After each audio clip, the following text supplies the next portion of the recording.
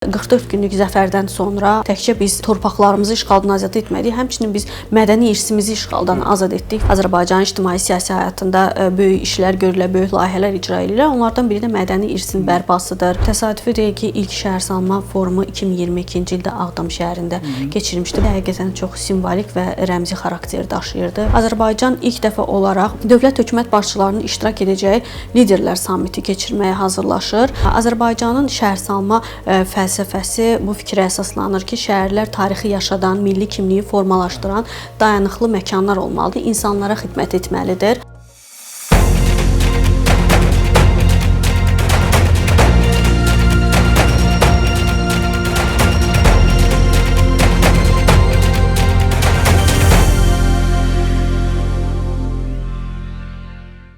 Salam, Füyuzat televiziyasında mən Tural İsmailovun təqdimatında arxa plan verilişinin növbəti buraxılışını izləyirsiniz. 2026-cı il Azərbaycanda şəhərsalma və memarlıq ili elan edilibdir və əlbəttə ki, bugün Azərbaycan bu sahədə bir örnək model olduğunu dünyaya nümayiş etdirir. Çünki çox qısa bir zaman ərzində işğaldan azad edilmiş bölgələrdə şəhərsalma sahəsində Azərbaycanın hansı böyük işlər gördüyünü bütün dünya görür. Eyni zamanda bu il çərçivəsində may ayında ölkəmizdə bu sahədə dünyanın ən populyar tədbirlərindən biri keçiriləcək. Bu mövzular ətrafında danışacağıq və arxa planda mənim qonağım millət vəkili Pərvanə Vəliyevadır. Pərvanə xanım, xoş gəlmisiniz. Xoş gördük, təşəkkür edirəm.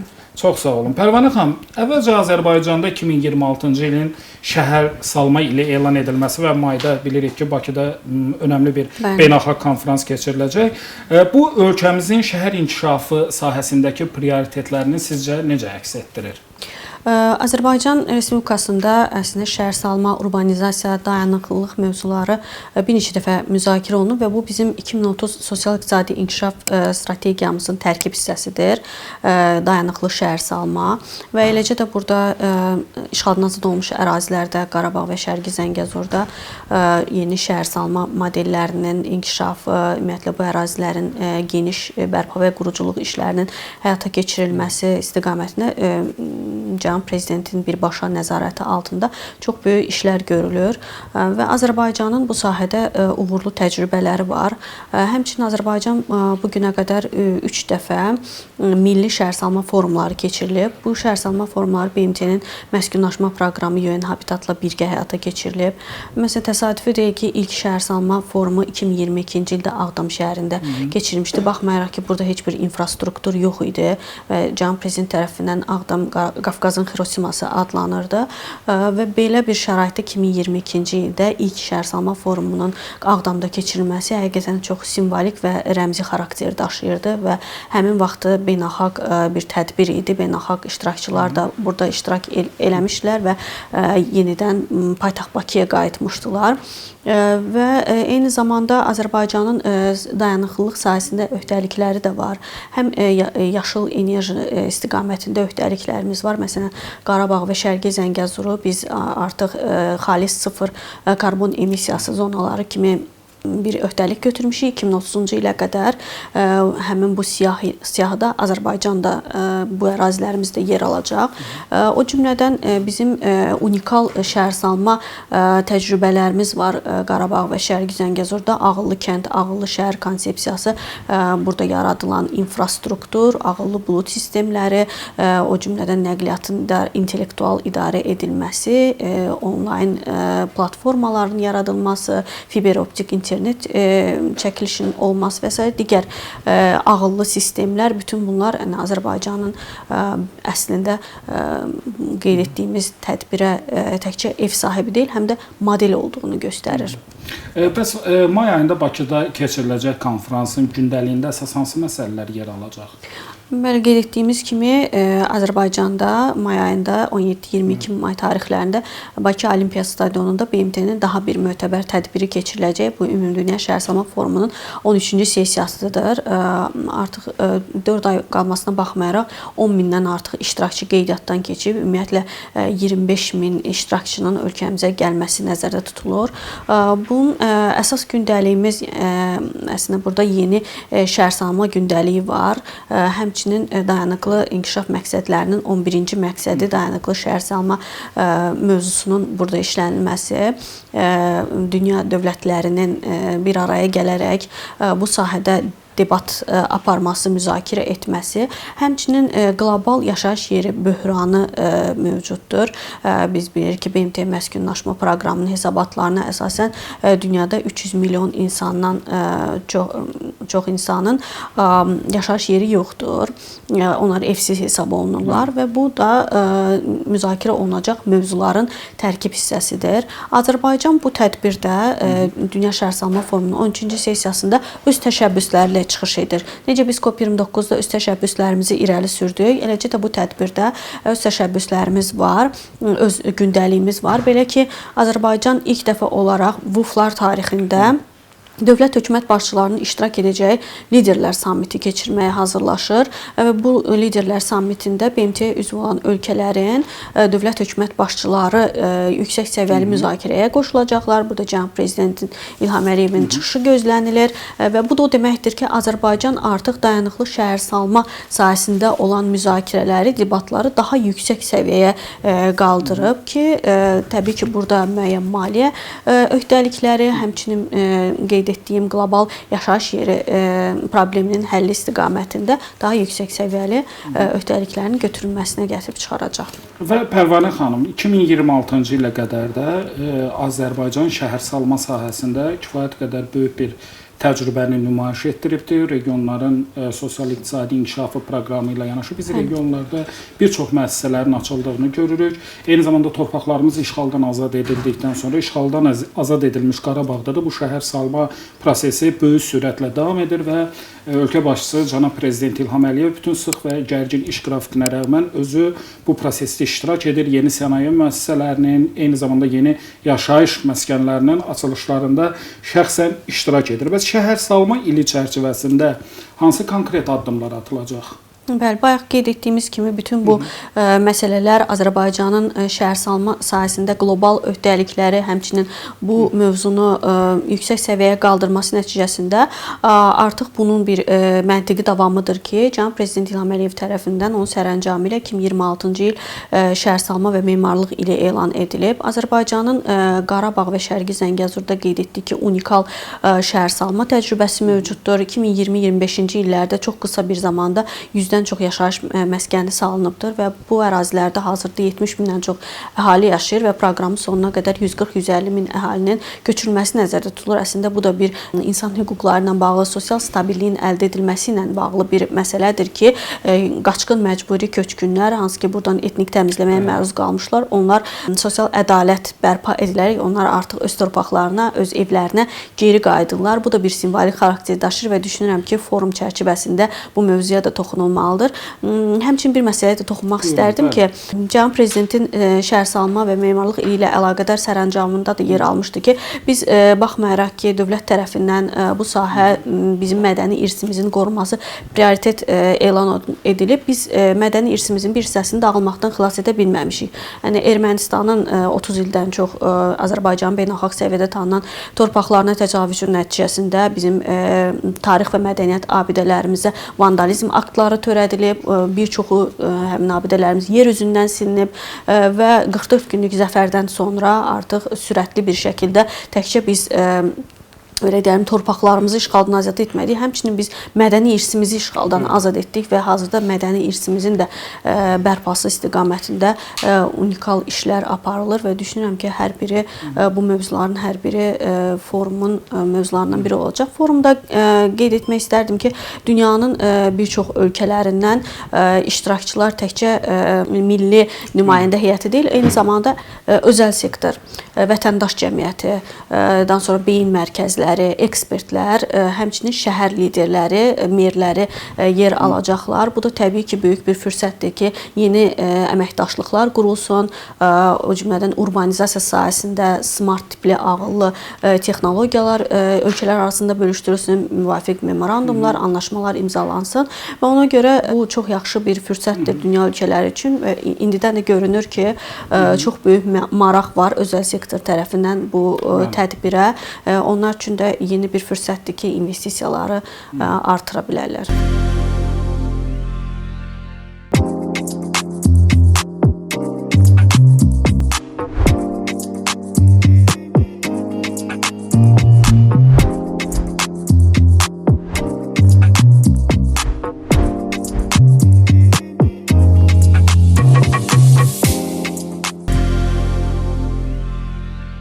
Bakı paytaxt kimi 21-ci əsrin müasir metropolu olmaq üçün sizcə hansı transformasiyalardan keçir və mayda keçiriləcək konfrans Bakının beynəlxalq şəhərsalma arenasındakı mövqeyini necə möhkəmləndirəcək? Bakı əslində həm qədim şəhərdir, həm də biz modernləşməyə doğru gedirik. Şəhərimizin simvolları var. Heydər Əliyev mərkəzi unikal bir abidədir. Daha sonra alov qüllələri, bu kimi Ağşəhər kompleksi salınıbdır çox böyük bir ərazidə. Həqiqətən də bunlar şəhərin mənzərəsini tamamilə dəyişib. Azərbaycanın şəhərsalma fəlsəfəsi bu fikrə əsaslanır ki, şəhərlər tarixi yaşadan, milli kimliyi formalaşdıran dayanıqlı məkanlar olmalıdır. Həmçinin insanlara xidmət etməlidir. İnsanlara xidmət etmək dedikdə burada yaşıl məkanların artması, mikromobillik, yəni bu sahədə siyasətlərin təşviq edilməsi olduqca vacibdir. Biz sağlam şəhərləri qurmağa çalışırıq. İnsanlar həm də burada yəni sağlam nəqliyyat vasitələrindən istifadə etməsi, yaşıl məkanların daha çox olması bir növ onların əslində sağlamlığına xidmət göstərir. Burada çox maraqlı təşəbbüslər də irəli sürülə bilər sağlam şəhərlərlə bağlı. Məsələn, Ümumdünya Səhiyyə Təşkilatının belə bir standartları var sağlam şəhərlər üzrə. Biz də bu təşəbbüs çərçivəsində, bu forum çərçivəsində Türk dövlətlərinin müvafiq şəhərlərinin sağlam şəhərlərin marşrutunu yarada bilərik. Bu şəhərlərin bir-birlə birləşməsi həmçinin Türk dövlətləri arasında şəhərsalma sahəsində, urbanizasiya sahəsində əməkdaşlıq da gücləndirilə bilər və düşünürəm ki, bunlar hər biri forumun müzakirə obyektlərindən, elementlərindən biri olacaqdır. Və Pərvanə xanım, Zəngilanın işğaldan azad edilmiş Ağalı kəndinə gedən hər bir kəs oradakı ağıllı şəhər konsepsiyasını Azərbaycanın necə mükəmməl tətbiq etdiyini görə bilər və təbii ki, bu regionlarda ağıllı şəhər konsepsiyasının artıq tətbiqinin Azərbaycan modeli və nümunəsidir və mən hesab edirəm ki, özəlliklə müharibələrdən çıxan bir çox coğrafiyalarda gələcəkdə Azərbaycanın ağıllı şəhər yaratmaq modelindən istifadə ediləcəkdir və ümumiyyətlə regionlarda ağıllı şəhər konsepsiyasının tətbiqi hansı yeni imkanlar yaradır? Ağıllı şəhər, ağıllı kənd konsepsiyası əslində həm də müəyyən mənada bizim bəzi məsələlərdə büdcənin qənaət edilməsində ümumiyyətlə səmərəli bir yoldur. O baxımdan həm əlçatanlıq, məsələn, ağıllı sistemlər vasitəsilə işğaldan azad olmuş bəzi ərazilərdə onlayn tibb xidmətləri fəaliyyət göstərir. Bu da təbii ki, səhiyyə xidmətlərinin əlçatanlığını daha da artırır. Yəni insanlar evlərindən çıxmadan onlayn sistemlər vasitəsilə tibbi xidmətlər əldə edirlər. O cümlədən bəli qeyd etdiyiniz kimi Azərbaycanın ağıllı şəhər, ağıllı kənd konsepsiyaları hansı ki işğaldan azad edilmiş post müharibə ərazilərində tətbiq olunur. Digər ölkələr üçün də nümunə ola bilər ki, necə biz həmin ərazilər xarabalıqdan müasir modellərlə müasir urbanizasiya sahəsinə çevirmişik. Həqiqətən nümunə ola biləcək bir konsepsiya Azərbaycan hazırlayıb.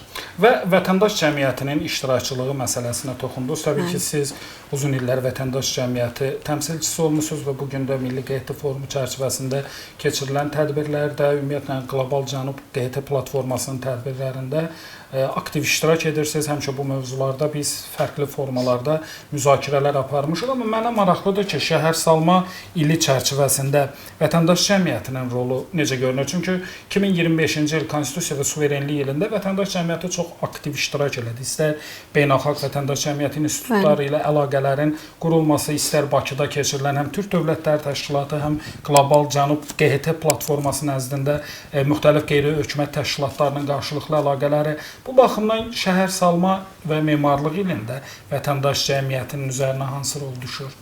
Əslində şəhərlərimizin qorunması, tarix mədəniyyət abidələrimizin, mədəni irsimizin qorunmasında hər kəs rol oynamalıdır. Bu bizim vətəndaşlıq borcumuzdur. O cümlədən vətəndaş cəmiyyəti mədəni irsimizin mühafizəsində, qorunub saxlanmasında çox böyük rol oynaya bilər. Birincisi təbliğatdır. Həmçinin məsələn bizim bir neçə mədəni irs nümunələrimiz UNESCO-nun Ümumdünya İrs siyahısına daxil edilib. Bunlar Qobustan qaya rəsmləridir.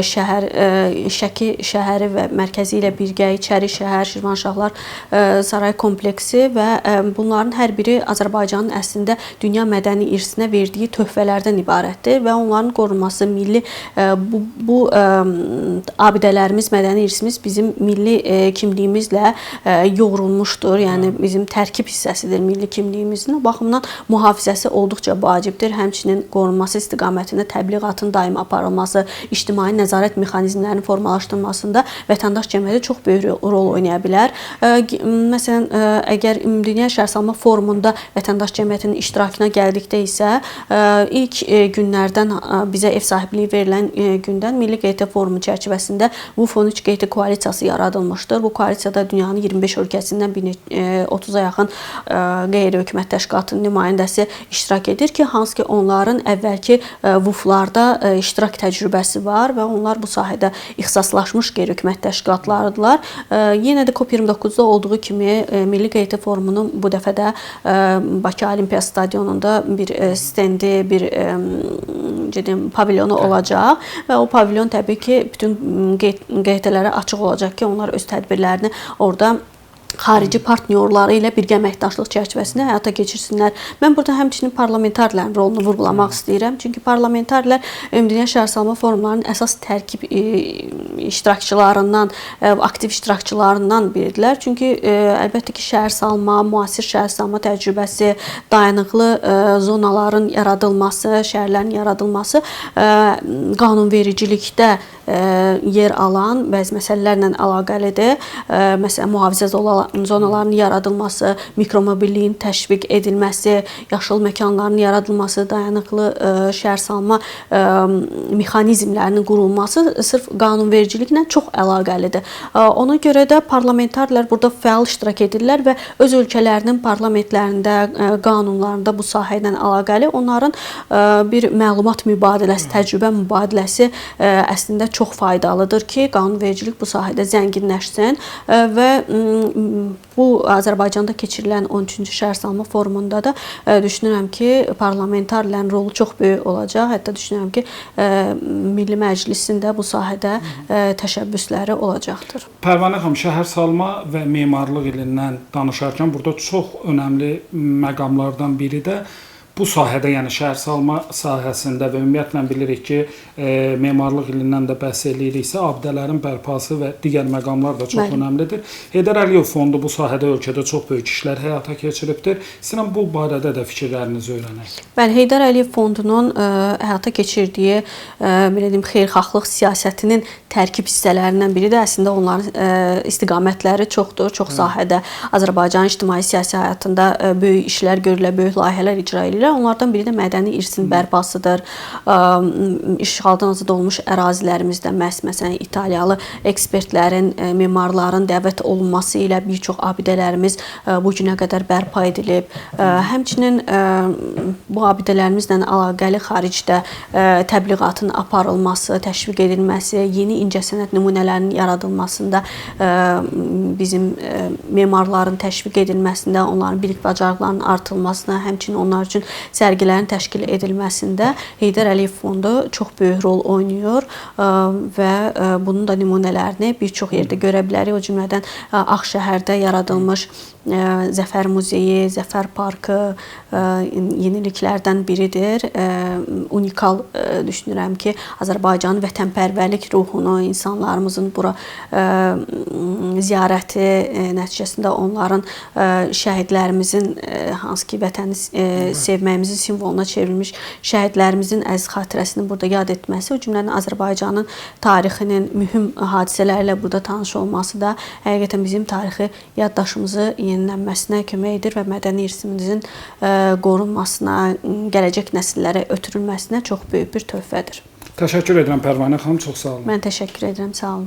Xatırladım ki, arxa planda mənim qonağım millət vəkili Pərvanə Vəliyeva idi. Biz Azərbaycanda şəhərsalma və memarlıq ili ətrafında müzakirə apardıq. Doğrudan da 44 günlük Vətən müharibəsində çox qısa bir müddət ərzində torpaqlarını işğaldan azad edərək bir nümunəni yaradan Azərbaycan, həm də ən qısa müddət ərzində dağıdılmış, məhv edilmiş ərazilərdə həyatı yenidən necə canlandırmağın da örnəyini bütün dünyaya təqdim edir. O baxımdan da şəhərsalma və memarlıq ilində də Azərbaycanda həm 13-cü şəhərsalma forumunun keçirilməsi, həmçinin bu sahədə bir sıra başqa forumların da keçirilməsi nəzərdə tutulur və Azərbaycan bugün şəhərsalma və memarlıq sahəsində də bir rol model kimi dünyada diqqət cəlb edir. Elə Füyuzat jurnalının son sayında da mən məhz Azərbaycanda şəhərsalma və memarlıq ilinin əhəmiyyəti haqqında geniş bir təhlil yazısı yazmışam. Sağ olun, salamat qalın.